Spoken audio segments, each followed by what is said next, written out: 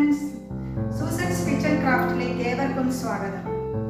ഞാൻ ഇന്ന് ഒരു 4 മണി പലഹാരമാണ് നിങ്ങൾക്ക് വേണ്ടിയിട്ട് പാചകം ചെയ്യുന്നത്. നമ്മളെല്ലാവരും അവൽ വിളയിച്ചത് കഴിച്ചിട്ടുണ്ട്. എന്നാൽ പാളയംകോടൻ പഴം വിളയിക്കുന്നത് എങ്ങനെ എന്നാണ് ഇന്നത്തെ ഈ വീഡിയോയിലൂടെ ഞാൻ നിങ്ങൾക്ക് കാണിച്ചു തരുന്നത്. അതിനായി ഞാൻ എടുത്തിരിക്കുന്നത് 1 കിലോ പാളയംകോടൻ പഴം തൊലി കളഞ്ഞ് വട്ടത്തിൽ അരിഞ്ഞത്.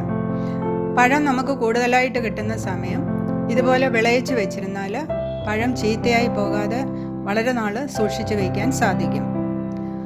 1 കപ്പ് അരി കഴുകി വറുത്ത് തരിതരിപ്പായി പൊടിച്ചത്, 1 ടീസ്പൂൺ എള്ള് വറുത്തത്, 150 ഗ്രാം ശർക്കര വെള്ളത്തിൽ അലിയിച്ച് അരിച്ചാണ് ഞാൻ എടുത്തിരിക്കുന്നത്. ശർക്കരയുടെ അളവ് ഓരോരുത്തരുടെയും മധുരത്തിനനുസരിച്ച് എടുക്കാവുന്നതാണ്. തേങ്ങ ചിരകിയത് 2 കപ്പ്, ഏലയ്ക്ക 5-6 എണ്ണം. ഇനി നമുക്ക് കുക്കിംഗ് പ്രോസസ്സിലേക്ക് കിടക്കാം. അതിനായി ഒരു പാൻ അടുപ്പത്ത് വെച്ച് ചൂടാകുമ്പോഴേക്കും ശർക്കര ഉരുക്കി വെച്ചിരിക്കുന്നത് ഇതിനകത്തേക്ക് ഒഴിക്കുക. ശർക്കര പാനി തിളച്ച് വരുമ്പോഴേക്കും അതിനകത്തേക്ക് ചിരണ്ടി വെച്ചിരിക്കുന്ന തേങ്ങ ഇട്ട് കൊടുക്കുക. എന്നിട്ട് നന്നായി ഇളക്കി കൊടുക്കുക.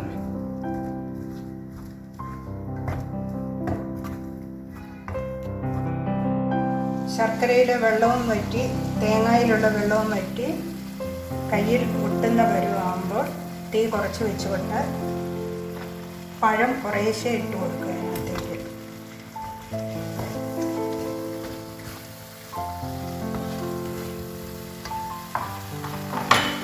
ആ കൂടെ തന്നെ അരി പൊടിച്ച് വറുത്തതും അതിൻ്റെ കൂടെ ഞാൻ ഏലക്കായും ഇതിൻ്റെ കൂടെ ചേർത്തിട്ടുണ്ട്, അതും ഇട്ട് കൊടുത്ത് ഇളക്കുക.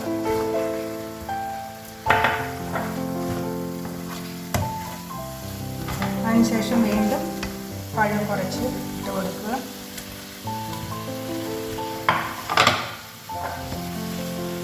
അരി പൊടിച്ചതും ഇട്ട് കൊടുക്കുക.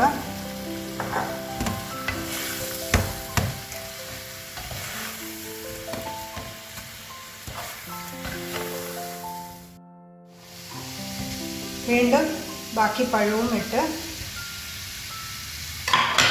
പൊടിച്ച് വെച്ചിരിക്കുന്ന അരിയും എള്ളും ചേർത്ത് നന്നായിട്ട് വീണ്ടും ഇളക്കുക. കുഴഞ്ഞു പോകരുത്, നല്ല സ്ലോയിൽ മയത്തിൽ വേണം ഇളക്കി കൊടുക്കാനായിട്ട്.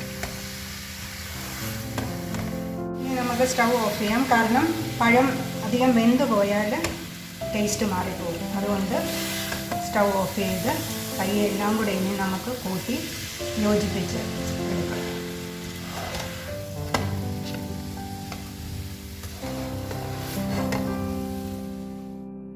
റെഡി ആയിട്ടുണ്ട്. ഇനി നമുക്കിതൊരു പാത്രത്തിലേക്ക് മാറ്റാം.